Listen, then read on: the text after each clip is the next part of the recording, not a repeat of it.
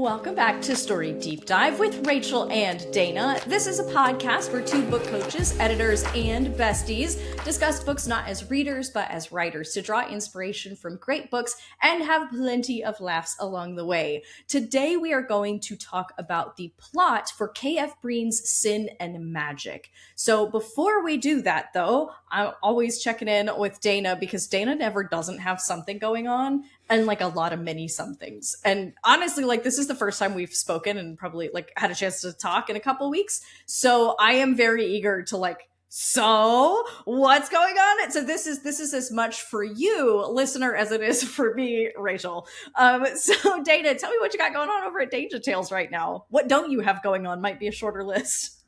Listen, it might be a shorter list. Well, girl, first of all, I have everything, so I can't answer that question. But I guess I would say the biggest thing is that we are at the time of this recording, because I say that every time, on the other side of me doing the boot camp. And so, yes. For the people who don't know, explain how the boot camp works. The boot camp is, well, this time we did it was one full week. A 1 hour a day, and we have a student that is on the hot seat, and everyone else that's there watches as that student plots their novel using our addictive romance blueprint. And it was something. A time was had by all. Okay? Oh no, that sounds like there's tea. It's just like, the moment I clicked like in the session, I felt like whenever you poke a balloon and all of the air just... If you're not watching this on YouTube, what are you doing with your life? You missed this sort of like this like wobbly motion, sort of like a cross between gelatin and that guy that sits outside the used car dealership that does the like whoa, like that whole number. And again, if you're not listening, you missed that gesture as well. So, or if you're not watching, I'm sorry. So just, this is a plug to go watch the podcast. So yeah, so we have so it's Monday through Friday, an hour a day. And as the person who is coaching, it is an experience. And as the student that's in the hot seat, it's an experience. For the student in the hot seat. Like, you are working, like you're live and you're getting your work critiqued live. And after that, you're working. To be able to prepare for the next day. One, yeah. You are like breakneck speed over there. And for me, the coach, it's the whole thing of I'm already energetically like tapped, right? And then you're on, and I'm listening, and I'm trying to hear what I don't hear her saying and hear what she's saying, but what she really means, and asking the right questions and probing. And I know by the time we finished day 2, because I had like, I have accountability partner from my coach, and she sent me a message of like how it was going. I don't know if this is going good. I was like, but girl, it was just like, oh my goodness, like, Dana, what do you do? I have no words for it still, but it was a moment where I realized, once I sort of took a nap, exhaled, it was like, this is what happens, right? You start plotting, you start going, you think you have one thing, you have something else, because by the time we got to day 3, she had rewrote Act 1 several times. So we weren't even fully, it was meant to be like foundations day 1, and then Act 1, Act 2, Act 3, Act 4. So by the time we're at day 3, we should have been discussing Act 2, and we were still on Act 1. Oh. Okay. Can I interject with like a super quick question? Yes. Do you find, because you've done the boot camp now 3 times? Yeah. You did like super boot camp and then 2 of this like just shorter boot camps. No, this is the first. It was a shorter. The very first one wasn't called a boot camp, but it kind of was. And then the second one was the 4-week one. And then this was the first time I did it in a week. Okay, gotcha. Okay. So you've done it a couple times now in short form, and then you've done it once in like the long form. Now you had some rotating students for different stuff in the long form one, but do you find, like, if you look back over the three, do you find that often during the boot camp there's like at some point along the way there's sort of like an all is lost moment, like that? That's Has what that this was. happened Yeah, totally. every Totally. boot camp? Yes. Do you have one of those where it's sort of Yes. like uh-oh Every single time. Okay. But here, Okay. but it feels like bigger than all is lost. Like it's dark moment, all is lost. Like what the hell? Like what? All of that. Because it is real time. Yes. And it's not just one-on-one. It is everybody. And on one hand, you'd be like, would you change it? I wouldn't change it. I think and then I realized that it's just a forcing function. Mm-hmm. It's a forcing function to be like, okay, because at the end of the day, I had to remind her and remind myself, this is her book. Yeah. This is her experience. So if we did act one every single day, it would just have to be act one every single day. Yeah. And what I thought was so refreshing a little bit, that's refreshing is a stretch, but we're going to be positive. Put a nice spin on it. That's great. I love it. It was refreshing was realizing that this happens every single time. Mm-hmm. And so my thing is just to like hunker down, remember the story that this student wants to tell, hold mm-hmm. that space open, and realizing that if it happens every time, it's because this happens every time. And so we have the opportunity in a live setting to realize like this happens and we can get over it. And what do we do? And what made it all feel like, I think the word is serendipitous. It may be a stretch vocabulary. It's not my thing. But at the end, I had a question that came to me and it was like, is this the story that you wanted to tell? And she said, absolutely. And it was like, okay, we've done it. So I am still processing because it just ended on Friday, but I think the big picture was that this happens and I feel like it came at the perfect time because this particular author had written a lot, but this was the first time only the second book that she's doing under a new pen name. Okay, so like a fresh kind of brand and all that. Yeah. Yes, and we're starting to figure out like what are the kind of stories that you want to tell? How does it show up on the page? Yeah. And what we were able to sort of kind of see our way clearly to the other side that became murky was how does a couple of key things work out in real time. One was her overarching plot, mm-hmm. and the other one was what I would sort of define as the norms that how her brand interprets the niche. Mm-hmm. And we were working those out in real time. Right? Because she kind of had a thing that she thought was the thing. And once I was like, yeah, that's the thing, but it's not the thing. It was like, and it was sort of taking over. And what happened was it affected the core, which is this is a romance, sort of like mm-hmm. what we're going to be talking about here. Yeah. And so I really think that we sort of said it, and I think it was on the recorded line, which was that had she wrote the book, she would have been writing that book again. Mm-hmm. Totally. She mm-hmm. would have been writing that book. We know it. Mm-hmm. And it would have been a page one rewrite kind of rewrite. Yeah. Because that's the thing that we kind of was working with. So at the end, I think it was great. She was exhausted. Like I asked her a basic question at the end and I promise you she beatboxed all over that thing because neither one of us we were like surviving off of naps and caffeine. Like mm-hmm. I think it was so worth it. And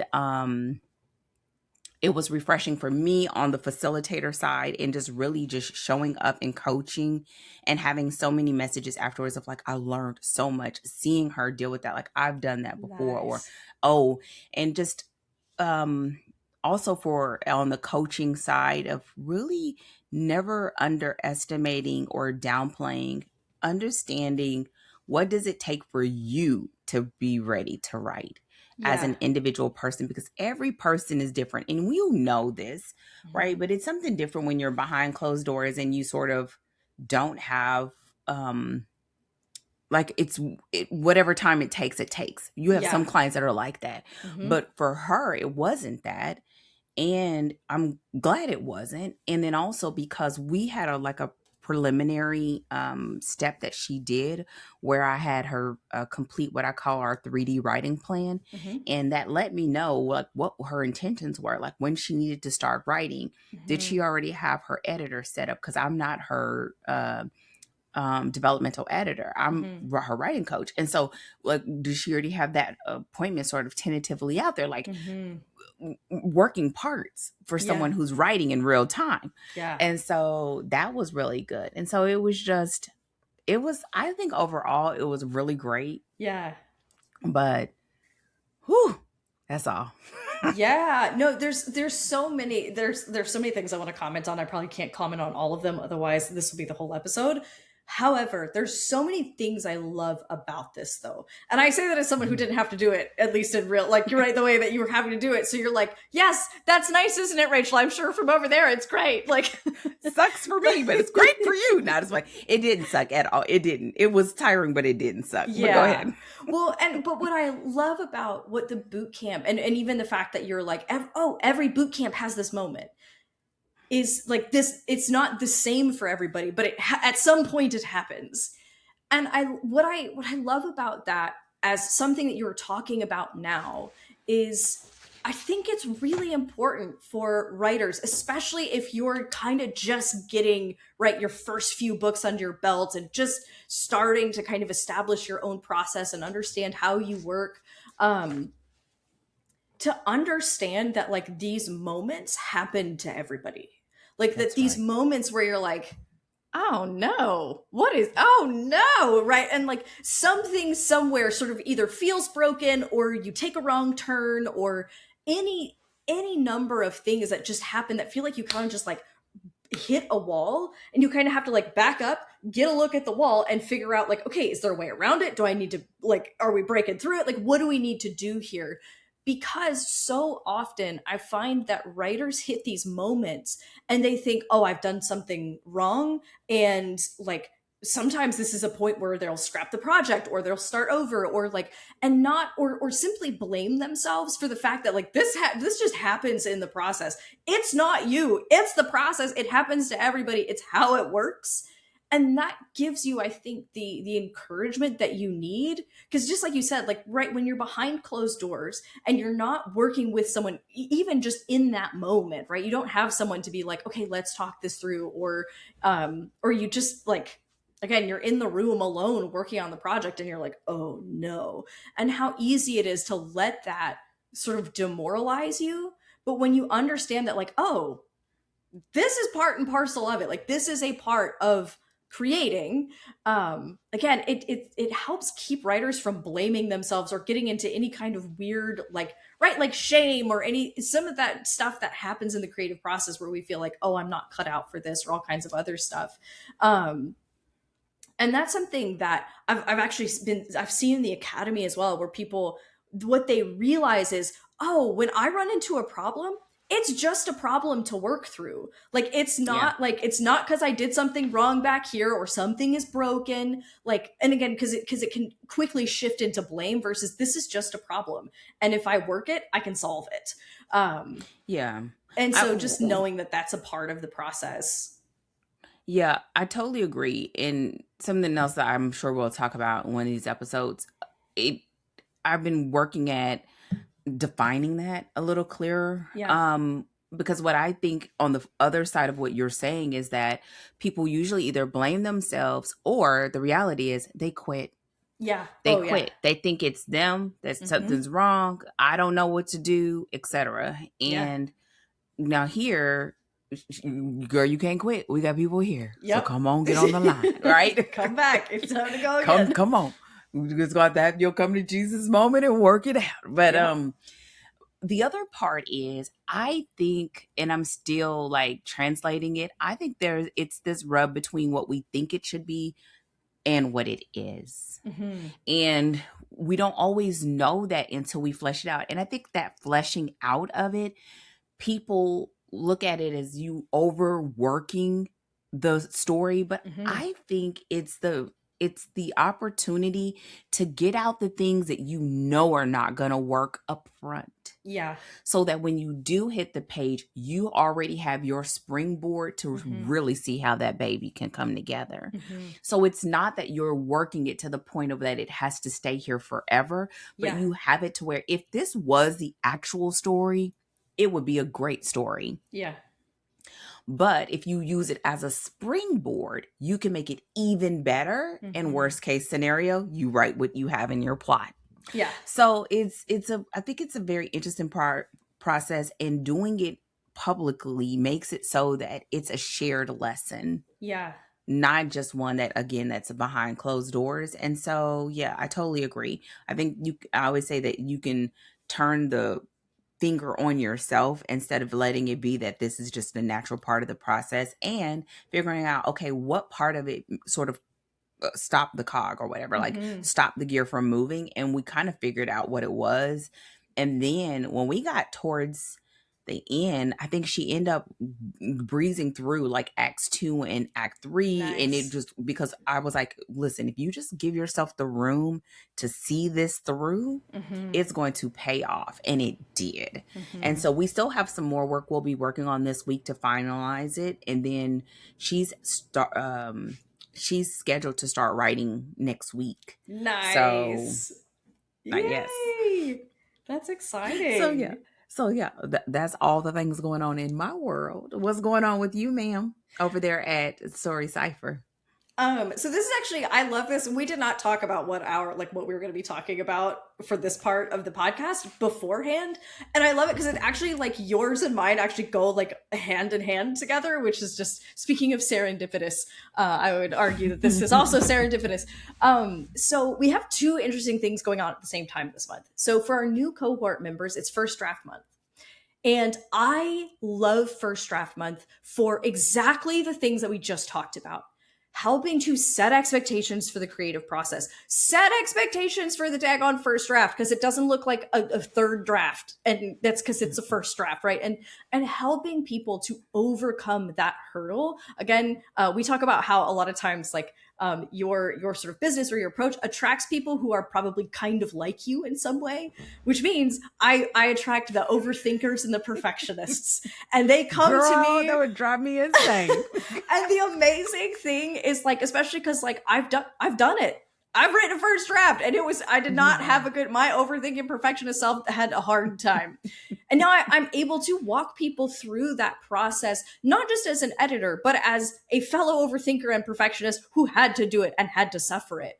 And so this is, like, I think the first half of the Academy is so much about, like, we're making progress on the story, but we're also demystifying the creative process itself and what it is like in practice. Not what you think it should look like, not what it looks like in your dreams or in the very nice polished Instagram reels that are like, day in the life of an author, and it's very quiet. They're drinking their coffee and everything, they have their aesthetic, everything. And candles. Lots of candles. Always the candles.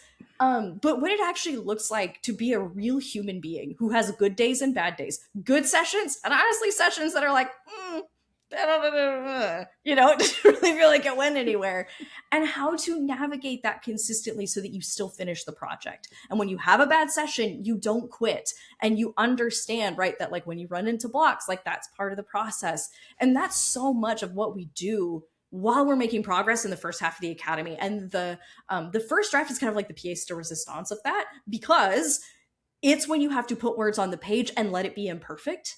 And then we go back and we say, okay, like, we sort of work out the development in more detail.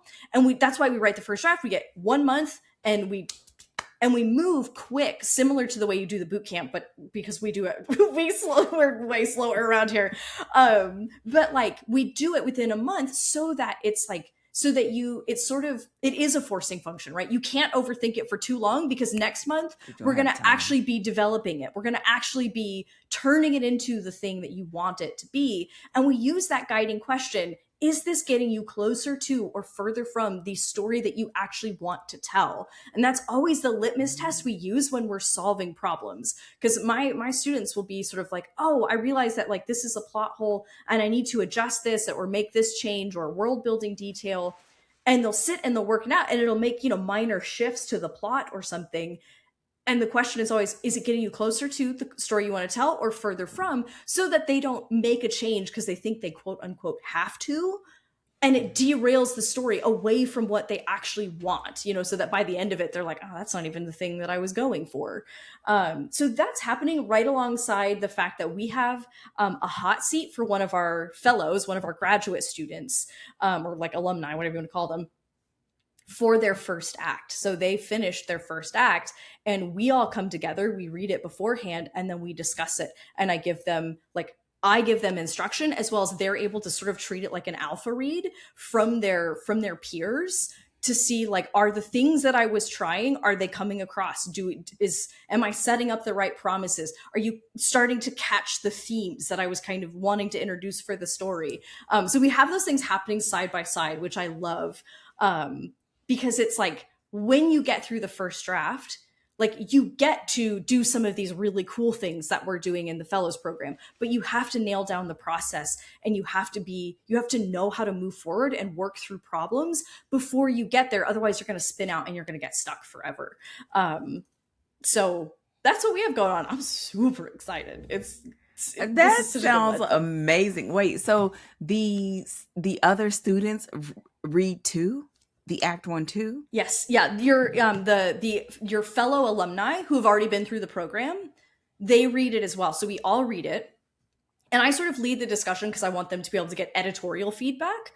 But also then they get to gauge sort of the response from their fellow students. Again, to like, so we ask very specific questions though, right? It's not writing group where it's like, what did you like? What did you not like? It's like a critique. Yeah, exactly. It's what are the like, based on the first act, what are the stakes that you sort of feel like are going to get developed? What can you tell about what the stakes of this story are? What do you think the themes are that they might start to develop? What do you think the inciting incident is, and what question do you expect to be answered by the end? And it just helps them to kind of gauge, how clear am I? Am I setting up the things that I think I am? And actually, our last student who did this got actually a bunch of ideas to like make their remaining acts even better, because there's this like one thread that people are like, I want more of this, and they were like, great, I was already revising these later acts, I'm gonna pull that one in and like utilize that more because people are excited about it.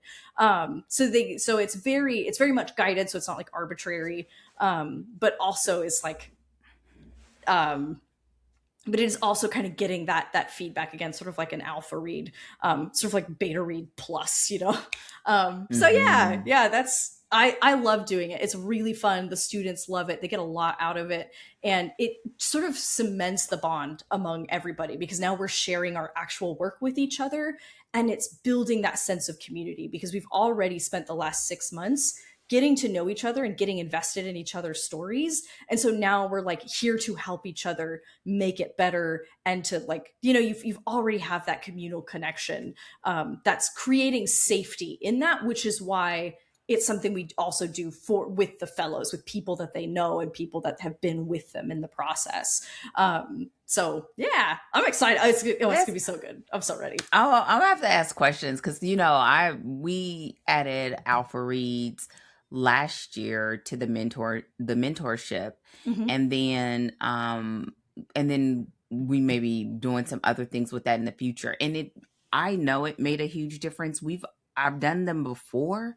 But now when you say, like, we've been talking about some other stuff, so you said something that made me think like, that's interesting.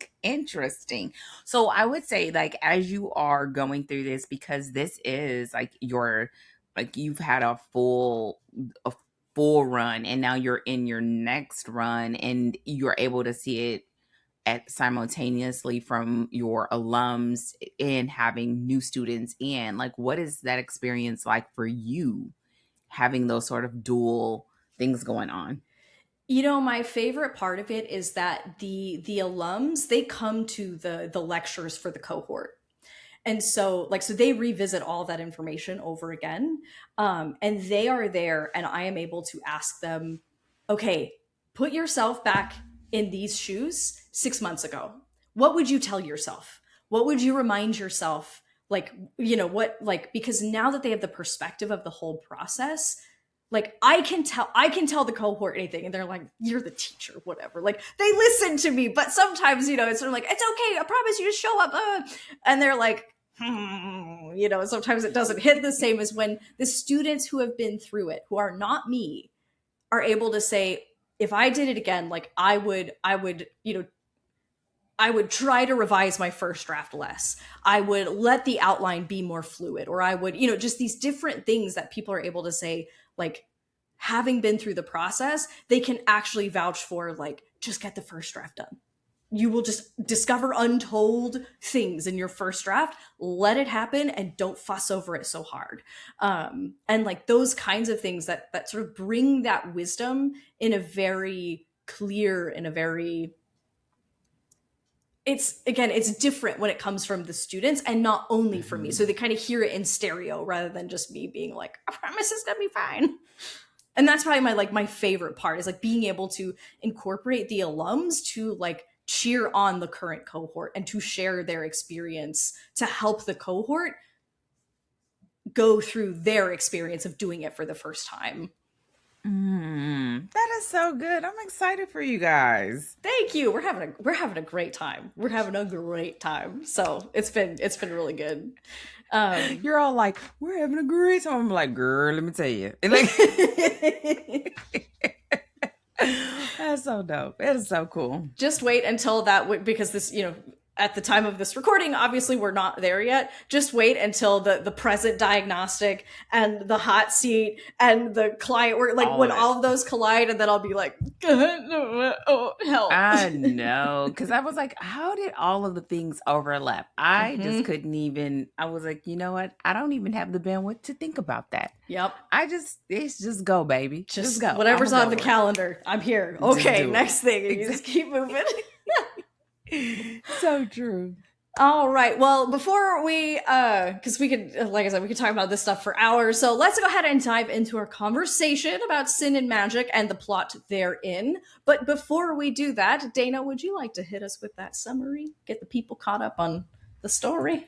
Yes, I almost forgot that I would be up. Okay, here we go. Just in the middle of the conversation, just locked in. Listen. Just sitting up here, just listening for my name, okay? All right. Sin and Magic is book 2 in K.F. Breene's Demigods of San Francisco series, where broke, hidden necromancer Alexis has just made the worst, best decision of her life. She's agreed to work for Kyrian, a dangerously powerful demigod, to find and free his mother's trapped spirit before his vengeful father discovers their plan and kills them all. With the help of a wild card necromancer, Bria, a fiercely loyal inner circle, and the 2 teens she's sworn to protect, Alexis is learning to wield terrifying new magic while navigating a San Francisco ruled by gods, demigods, and ghosts who all want something from her. It's a slow burn, paranormal romance threaded through with found family, secret missions, and an off-the-page villain whose shadow shapes every choice the characters make. Excellent. Okay, so Dana, just to kind of get us started, what are some of the overarching topics you want to make sure that you hit for today? Okay, y'all, for the record, this could be a little bit everywhere. I feel like it's one of those moments like anybody can get it, because there's a lot, but it's sort of picking the topics, knowing that this is a book 2 was an interesting aspect too. So I would say, if you're new here, welcome. If you have been here before, what's up? But thank you for coming back. We do have book 1 that we've talked about. And so a couple of things that I want to talk about is, one is probably just overarching of like not forgetting that this is a book 2. Mm-hmm. And I think she did an excellent job, but you don't want to forget that in function, this is a book 2, Yep. right? She did a great job story wise, but we just don't want to forget that. So the couple of things that I have, and I do have some offshoots, is number one, remembering that in this book, we really are experiencing expanding their world. Mm-hmm. And it's not just Alexis's world expanding, but it's also her ward's world expanding.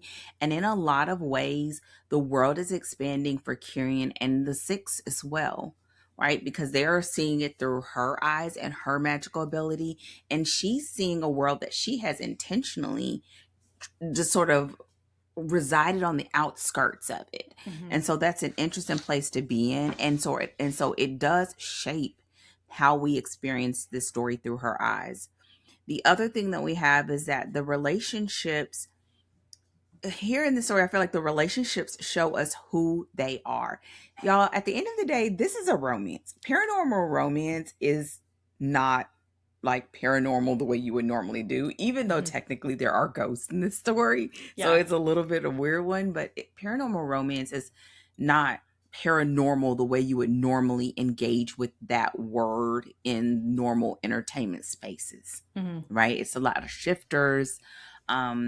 You find that it does bump up really closely to fantasy in a lot of ways, in the world building aspect of it and the suspension of belief aspect of it.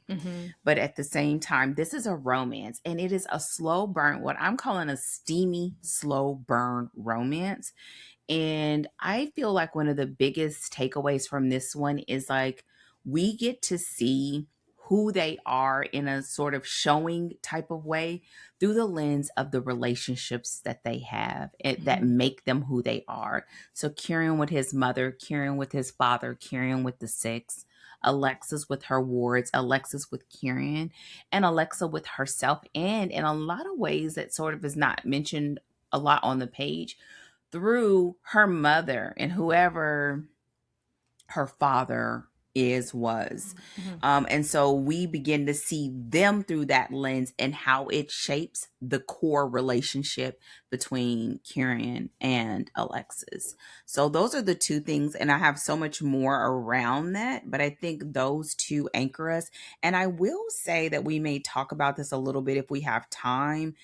The sort of question of like what anchors this plot, because one of the things that we talked about in the pre-show is like there's something different if you are a fantasy reader coming to this versus if you are a romance reader coming to this, and that can shape your perspective.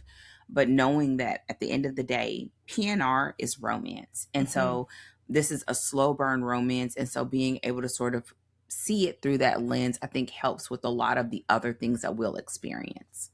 Yeah. What about you? And you know, my the things that I sort of want to talk about, they are going to sit right alongside like your topics as well, and they will be from my perspective as a fantasy reader. But the thing is like fantasy reader and editor, while also like and for me navigating that sort of tension between like, okay, here's what it's doing as a romance, and this works for romance, versus how I experienced it as a fantasy reader that was like, what about the, hey, wait, what about that? No, I wanted more of this, you know. And it's like, but that's like, it's, I don't want to say it's not for me because that sounds a little bit too rude, but like, right, this is a romance, and when it's anything romance, it's romance first, whatever else second, in terms of the framing and who the book is geared toward. And so I do want to kind of talk about how it functions as a book too, and some of the things that it did well, as well as some of the places where I felt like I wished I would have seen more escalation on the stakes. And then also, but also in both, again, these are like, they're sort of directly connected, but have them as separate. How she turned like this sort of key story goal that starts out with finding like freeing Kieran's mom, basically, how she was able to turn that into an entire book, which is not as sort of obvious as it sounds, right? When you're plotting a 6 or 7 book series, the way that you have to approach each individual book is very different from if you were, say, doing a trilogy, right? And what, like, because you have to fill so much space. So I really want to talk about how she did that, but then also like the opportunities that she took to develop the series as a whole, which I think she utilized that sort of like, because we got that springboard at the end of the first book of like, we're looking for Kieran's mom, and how she used that to develop again the story in a series wide direction and take advantage of the opportunities she had to develop the overarching story. So those are my like big two points, big two topics that I want to hit. So why don't we go ahead and start by, because we have so much overlap on this as a book two of the overarching series. Why don't we go ahead and start there?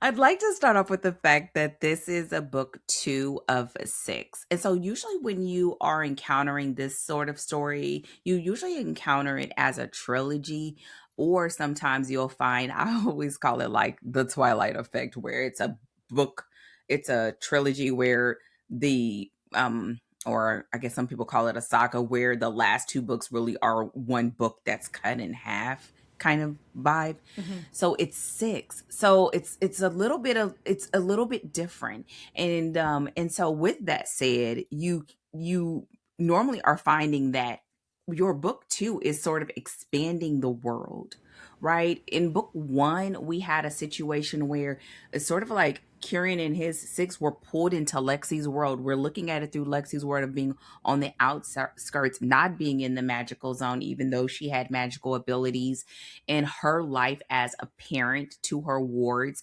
And towards the end, we sort of started seeing the world expand just a little bit in welcoming new people. But now they outside, right? They are outside. They are training.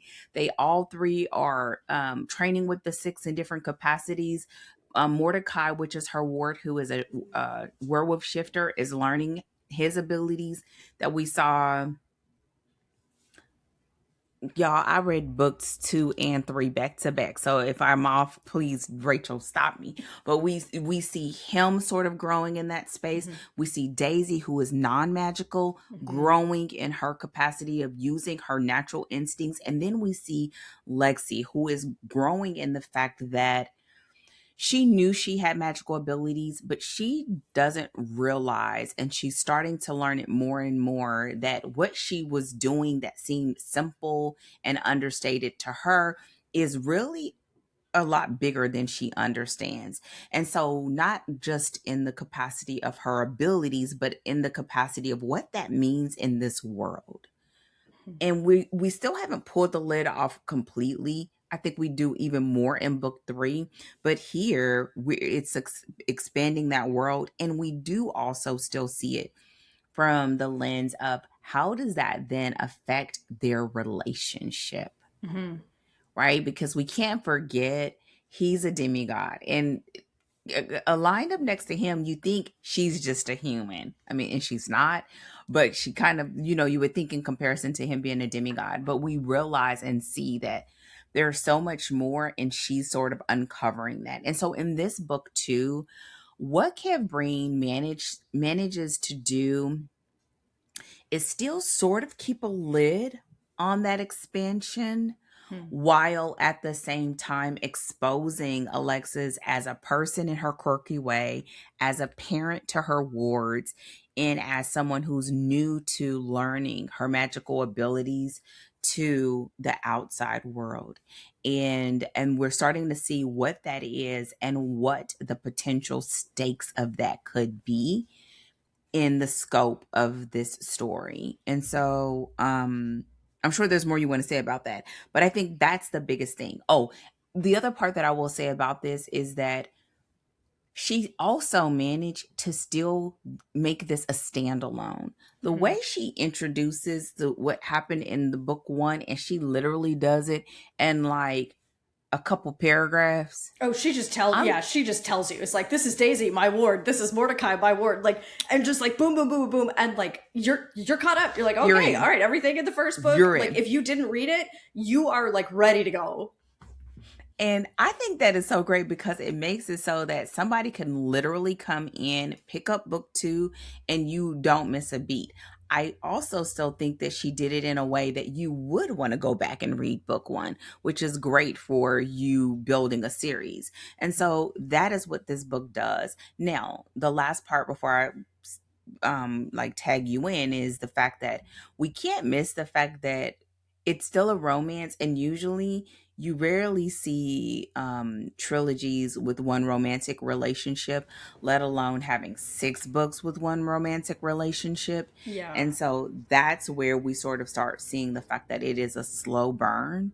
And I'll sort of talk a little bit about that in those relationships, because it is progressing the relationship, but it is moving at a very gradual, slow pace, because we're seeing them in the beginnings of being in their element. Kyrian as a leader, Kyrian as so a demigod, but the leader of this 6, and then also her boss. Come on, romance tropes.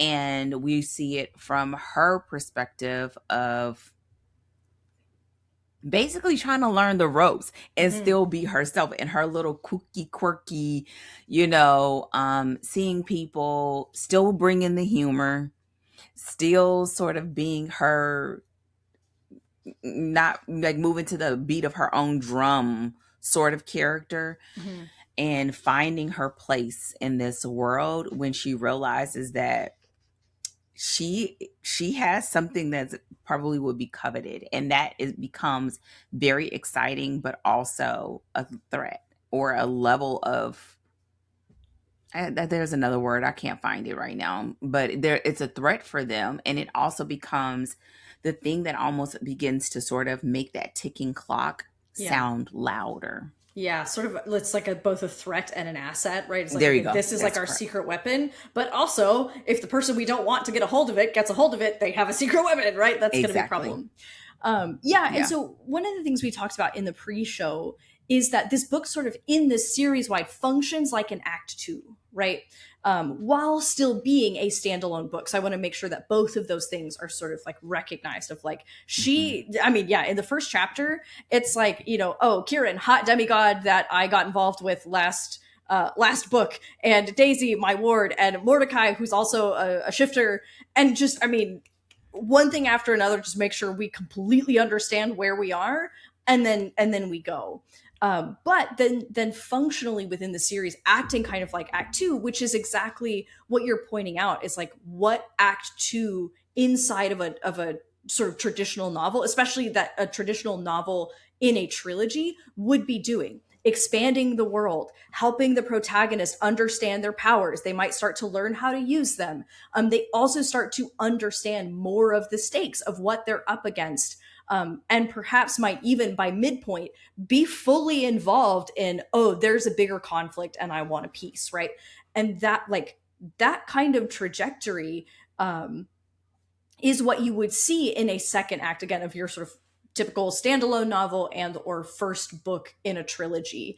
And so what that means that she, I think, was very clever about is, again, the fact that she was able to stretch this series into 6 books is a marvel. So if you want to undertake something like that, like, know that like you're gonna have to really push yourself to make that arc work, right? Because you're gonna have to keep escalating, and you're also gonna need enough stuff in your book to fill 6 of them.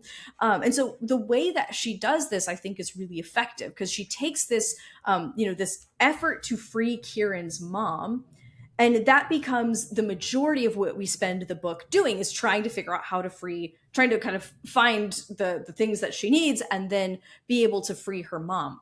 But she sets it up so that this effort is directly exposing Lexi to the overarching series-wide conflict with Valens. So as they're looking for Kieran's mom, what they're discovering is what Valens is I don't know if they're discovering the full extent of what he's up to, but they're uncovering, like, they're looking for Kieran's mom, sort of, right, so that they can free her, essentially. But then it's bringing her into direct contact with what Valens is doing, sort of on the down low, which begins to provide revelations about like what Valens is actually doing and how he's I'm assuming, I haven't read the third book, but I'm assuming, like, probably going to be a bid for greater power or more complete control, and the mechanisms that he's using to do it. So taking this one goal and using that to bring Lexi, it's kind of like our springboard for the story, but then it's bringing her into direct contact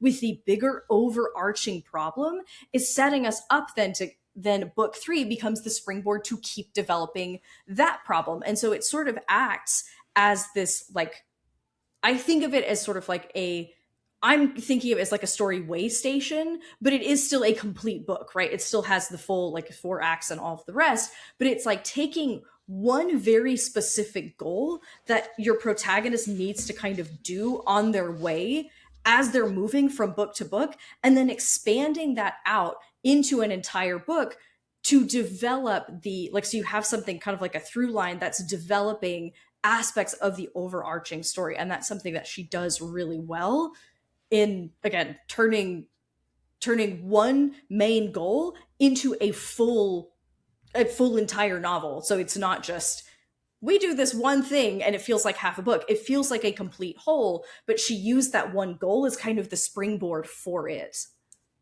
Mm-hmm. I agree. I don't know if I would have thought of it as being that complex, because I think maybe it's that I'm also used to, I've read romantic trilogies.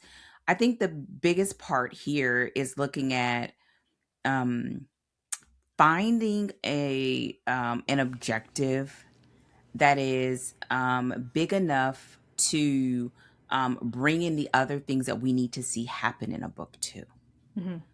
Here it was, okay, what can she do? Mm-hmm. How much of it does she know how to do? Yeah.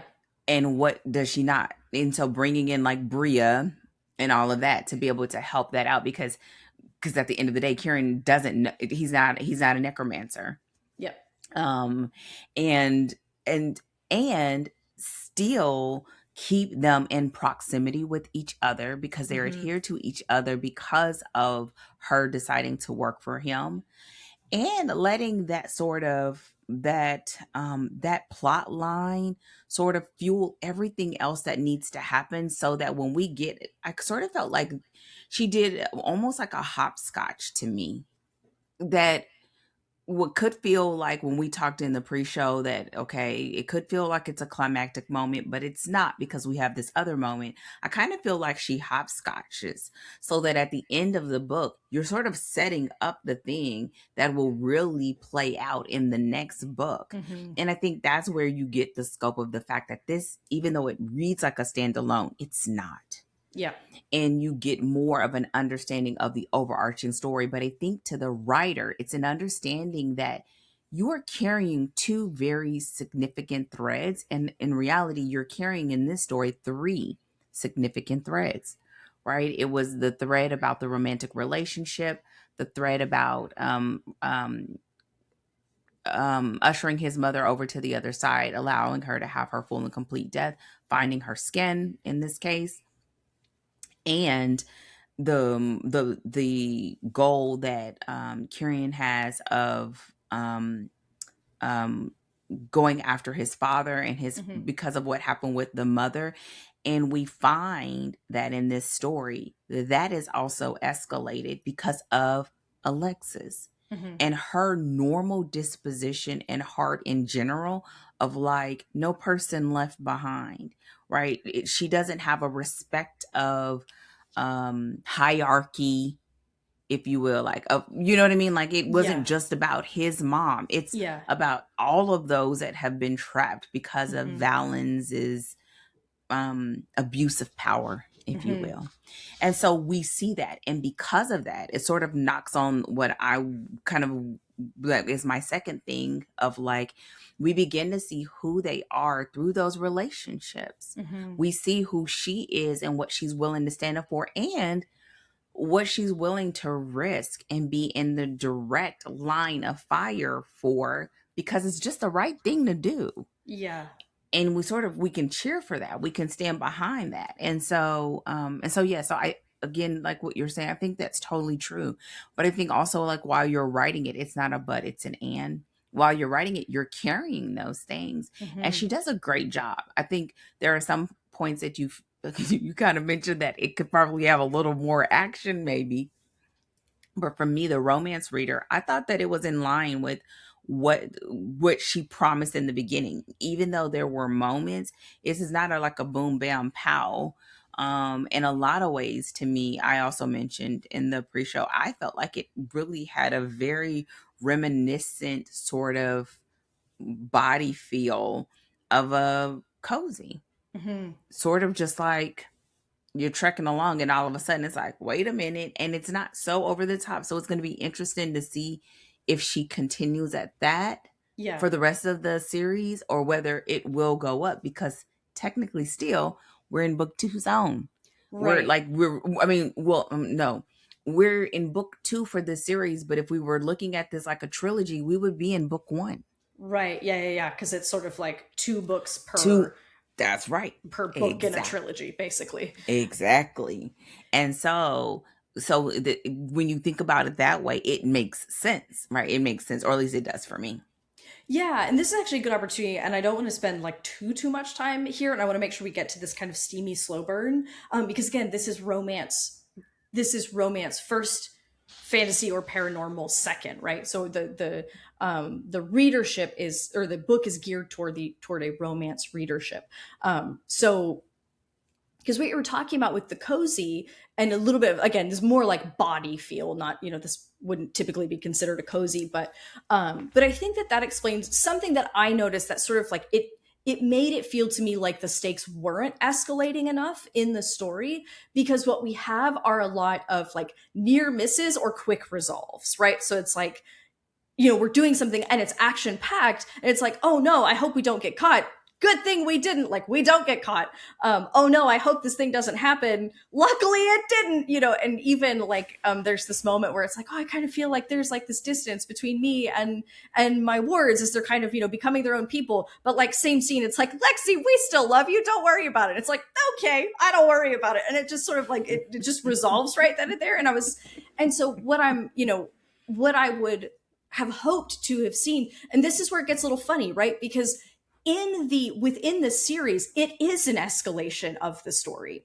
Within the book, it made it feel a little bit more on the flat side, or a very like low escalation that at times felt like, are we going anywhere? Or are we just going to sort of like run around and have near misses and then that's like, that's it. And so because the thing is like the thing that I want to say here is, again, series wide, it absolutely is escalating the stakes, but within the confines, because it is also acting as a standalone, it feels a little bit like it stagnates or it doesn't escalate in some ways. And so when I think about stakes escalating, I think this is important just to like have in mind if you are a writer, period, is that stakes escalating does not mean like more people dying, more grievous injuries. Those are ways that stakes can escalate. But I'm thinking, you could do stuff like, security around the city tightening, or, making it harder to solve the problem, or, tensions between, like, writing out that tension between Lexi and the way she feels about her wards starting to have a little bit more of their own lives, or, right, like minor antagonisms, those kinds of things. Like, you can still escalate the stakes, you can still have some consequences without it having to, like, you don't have to go all the way to, especially because you're like, this is book 2, we have a long way to go. But that doesn't, so not mistaking escalating stakes or consequences for exclusively like dire stuff, right? And knowing that your options are much more nuanced, and there's a lot more options you have to sort of escalate those stakes. So that's where I hit this sort of this awkward place of like, see that this is escalating, but it kind of doesn't feel like it. But again, one of the things that you said in the pre-show, Dana, is like, but this is targeted for romance readers. So like, you were unbothered by like near misses. You're like, oh, we got a bump in the road, and like, great, and then we solved it, and then we kept moving on. No. And that's like not I as didn't like say it like that though. Well, because the way I say things is that for a fact Dana has never said gee whiz, like that's things that have never happened in the history of ever. No. But that like that it being geared toward a romance audience, the things that bother me may not bother the people that this book was written for, right? So where I'm like slightly outside of the intended audience. Right. Like, you do want there to be stakes. You do want there to be an escalation. But what I saw is that there was this constant push and pull on the relational side. That's what I saw. Now, y'all, when we were talking, I just put a note down, like, this is one of the things that happens when the wrong person get their hands on your book. If they are not your audience, I'm they're so going to be sorry, looking for Breene. things. I love you. I respect you. I apologize for but I know I'm the wrong person. I know it. I feel it, which is why I temper my perspectives. Don't temper it. But you have to realize that sometimes, like, your marketing and everything and the premise can be so good that you attract people that are not the norm for your genre. And here I feel like what you're talking about is there. Is it like really like boom bam pow? No, it wasn't. That's why, again, I felt like in the body wise, it felt like to me a cozy, even with the growth of the characters. Yeah. I also think that this is sort of could be a potential air quote hazard of having a huge cast. This is a big cast. Yeah. It is a big cast. You are clocking a lot. And it's starting to come up, I know, when I read some of the future books of why. So I think that that's another thing. And so it's sort of like one of those things of like, you got to pick your poison, because the things that she did pay off on and that she saw through to the end, she did them completely. You can't do both. If she would have done both, it wouldn't have worked. It would have been sloppily executed. And at the pace that this story is moving, especially on the ground time, that would have been a huge risk. So I would say, like, you just have to be mindful of it. And so that kind of does play into the other part of this being, to me, like a steamy slow burn of like what you're seeing. The slow burn aspect of it is that all times, the driver of this is sort of their relationship and how they're going to interact and engage with each other. Because at the end of the day, you have a huge power difference in this relationship. He's a demigod. She's a magical, but in her mind, she was on the lower end of the totem pole, even though we're realizing more and more that she's not. Also, he's rich, she's not. Like, he has access to everything. She is just glad that he gave her the Burberry, you know what I'm saying? Like, and that they bring groceries and feed the kids. And so there's a difference there. And I think a lot of this in this story leans on those aspects because it's a romance. It's really about relationally, like, how does he show up? Does he use the fact that he has the power, air quote power, not just fingerly power, I don't know, magic power, but also I was like, oh, whatever. Finger power. Never mind, it's fine. That he has the power, but he also, his standing, and at the end of the day too, like, it also in a lot of ways has an eerie effect on the stakes that are looming. And I think right now she's downplaying it. I think that's the wish. Think it's a deliberate choice. Listen, I don't know this woman. We don't know this woman. We could be totally wrong. We could just be shooting a breeze. But I think what she's doing is a low key, like, downplaying it, because at the end of the day, we have a villain that's still not on the page. That's something that honestly, like, we didn't even talk about it in the pre-show, but then when you mentioned in the summary an off-the-page villain, I was like, oh man, we do get, again, a further development of this off-the-page villain, which is, again, building us toward, like, it's creating anticipation for when we are going to see him. And we're right, because he was a little bit in book 2. We'd at least see him in book 1. Oh yeah, technically mentioned. He's is a character, but just briefly, we just get a little like, ooh, and then we're like, oh, like, look, he's on the page, and it's building out, but in very visceral, very functional ways. So it's not just a bunch of people being like, Valens is a bad dude, and we just keep hearing that over and over again. Again, things Dana would never say in ways that Dana would never say them, in tones and gestures. This is my example of it, and you will not appreciate this, but I'm gonna give it to you the way I have it. I feel like this is a little bit like the way it was in John Wick in the beginning, when it's like, he's John Wick. oh, he's John. Well, what does that mean? We haven't seen anything other than the fact that his dog until he starts John Wicking. When he starts John Wicking, then we understand. And then we're like, oh, I get it. I understand your concern. Exactly.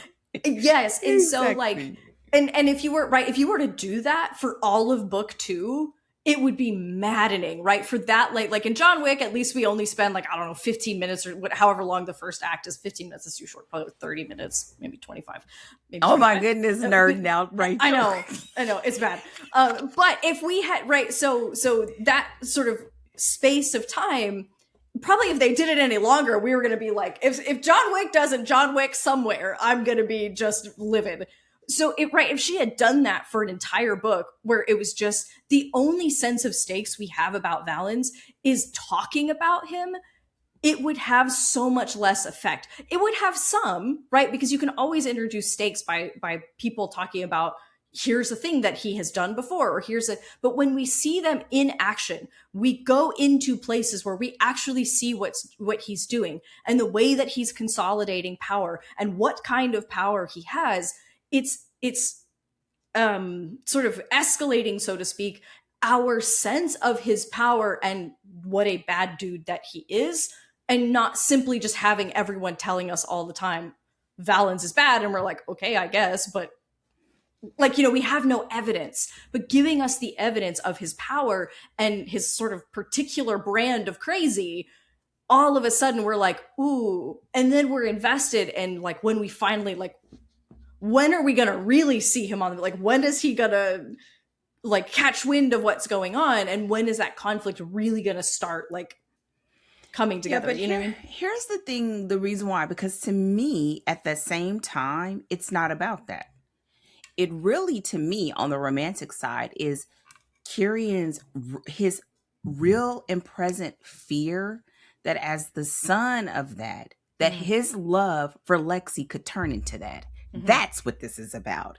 And I think if you were to give into it too soon, that's not the reader promise. It's not.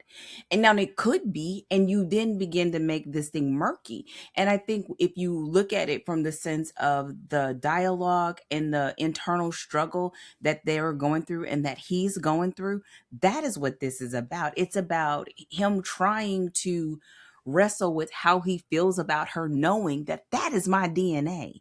It's what trapped my mom. It's what put her in this state. And I could be just like that because every time she's near, I feel it. I think that's the thing. And so if you were to give into that too soon, it's almost like taking a story that really is a romance and turn it into the action. And you're like, well, wait a minute, what happened to the romance? Or you try to do a whiplash and pull us back too soon. And again, you miss that opportunity. So I think it becomes a sort of like catch-22, like chicken and an egg. Like, do you worry about it because he's the big threat? Or do you really cling to the fact that this is a romance and seeing it through the eyes of how it affects their relationship with each other? And for her, him and her wards, and for him, her and his six, and ultimately that this is his father. This is really about, and his people who, we could go bigger. I'm sure as we escalate, it gets bigger and bigger in scope because it's about the zones in the magical world in San Francisco and the magical world as a whole. And that's going to get bigger and bigger as a concentric circle as we grow out. But I think it's going to be about, on the writer side, you got to choose. And when you choose, you got to see that thing out because everybody's going to see a different thing. You have to also be mindful of not to drop the ball, though. And I think it was enough that the ball was not dropped. You're going to have people that would have liked for you to spend more time over here. But I think when you go back to the reader promise from the very beginning, their very beginning crossing was about chemistry. This is sort of the flip side of our other book. What was the other book that you felt Beautifully Cruel? Flip side of that, right? Like we understand that the scope, that it was like this thing, and him realizing that it could help him with something else. And now we realize that the something else that it could have helped him with, which was his mother, is just the entry point of something much bigger. And it doesn't take away Kieran's goal, his external goal, because it's still the same, but his understanding of what that threat was is becoming bigger because of seeing it through Lexi's eyes. And so there was a very interesting dance between that. And I think she handled something that could have been very nuanced and complicated and sort of kept it simply. And it'll be interesting to see whether she will keep that simple approach and let the relationship sort of guide this. Even though in this particular book, the relationship feels like it's almost not quiet, like it's an undercurrent. It feels like an undercurrent. And so yeah, so the point is, I think it's there. And I think as a writer, you just have to decide and make sure that in deciding, you don't leave open loops that are not intended, Yes. or plot holes, or everything else that was a choice will slip down that hole, right? Yeah. It will make those things seem bigger. And because she closed everything, she opened, she closed, she did those succinctly, it makes it so that I would have liked to have had that. But overall, the story is a great story. Yeah, and I completely agree with that. I think that she threaded that needle like fantastically. Because again, I like my preference is like, oh, where are the consequences? But that's my, like, again, that's me fantasy reader, which is like more people die, more stuff happen. Like, you know, it's just a little bit, there's all like more of that, like half of things. But the fact is, like, this is a romance, and she's very clear, like, she does not drop the ball on the fact that this is a romance at all. Like, very early, it's like, okay, we're getting all of the cues that this is steamy sex on the page romance, right? We get that very early in the story, so we know, like, we are ready for what to expect. But we have an external story that's like helping to kind of drive other parts of the story, right? So you have both of those things happening in a way that I think she balanced them very well without, like you said, the biggest risk I think is leaving open loops, or having, like, you know, loose threads that just like dangle out there, and then you're like, wait, what about this thing? But she closes all of them and still prepares us for the next book. And so as far as like balancing those two things, she did that really, really well. Because I think she stayed very aware of like her audience and what the promise is, and continuing to deliver on the promises that she has made. Um, so I know, I will say this last thing, as we get ready to move, forward. I think the biggest sort of takeaway, especially when we think about plot in this story, is like realizing that life as they know it will never be the same. And I think that's one of the things whenever you're writing in general that you can kind of fluff up and not realize it, right? Understanding like, what does it mean when they sort of make this decision and they're moving into the second act and they sort of have this irrevocable moment, and now you can't unsee what you've seen, and we are now realizing that, and not just from her point of view, but from his too. Right, his too, and also everyone that's involved with them. For him, is everyone that's believing in him and that's supporting him and that's following him. And for her, it's her minors who are, she is responsible for them and she takes that seriously. And so we see that dynamic as well. And so we really can see this book as one of those things that can highlight what you're experiencing when you are having a book too.